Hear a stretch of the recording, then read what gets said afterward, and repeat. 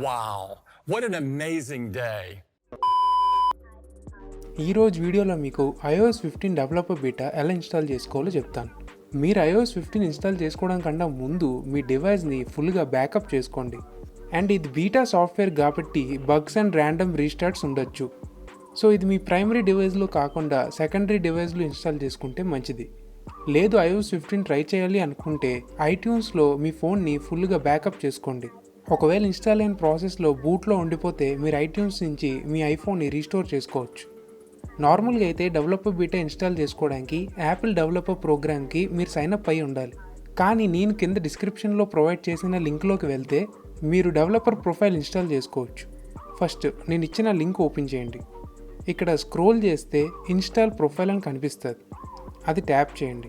Install ఇన్వేస్ tap చేయండి. అలో నొక్కండి. ఇప్పుడు మీ సెట్టింగ్స్కి వెళ్ళండి. జనరల్లోకి వెళ్తే మీకు ప్రొఫైల్స్ అని కనిపిస్తుంది. అందులో iOS 15 డెవలపర్ బీటా ప్రొఫైల్ ఉంటుంది.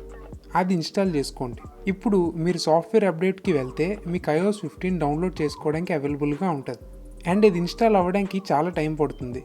సో మీ ఫోన్ బ్యాటరీ అట్లీస్ట్ 50% కంటే ఎక్కువ ఉండేటట్టు చూసుకోండి. అండ్ ఇన్స్టాల్ అవుతున్నప్పుడు పవర్ ఆఫ్ చేయకండి. అంతా ఇన్స్టాల్ అయిపోయాక మీకు iOS 15 వెల్కమ్ స్క్రీన్ కనిపిస్తుంది. అండ్ iOS 15 మీ డివైస్లో ఇన్స్టాల్ అయిపోద్ది. ఇది బీటా కాబట్టి కొన్ని బగ్స్ ఉండొచ్చు. అండ్ అప్పుడప్పుడు కొన్ని యాప్స్ క్రాష్ కూడా అవ్వచ్చు. ప్రస్తుతానికి నాకేం యాప్స్ క్రాష్ అవ్వలేదు. అండ్ ఆల్మోస్ట్ అన్ని ఫీచర్స్ పనిచేస్తున్నాయి. సో నెక్స్ట్ వీడియోస్లో iOS 15 ఫీచర్స్ మీద వీడియో పెడతాను.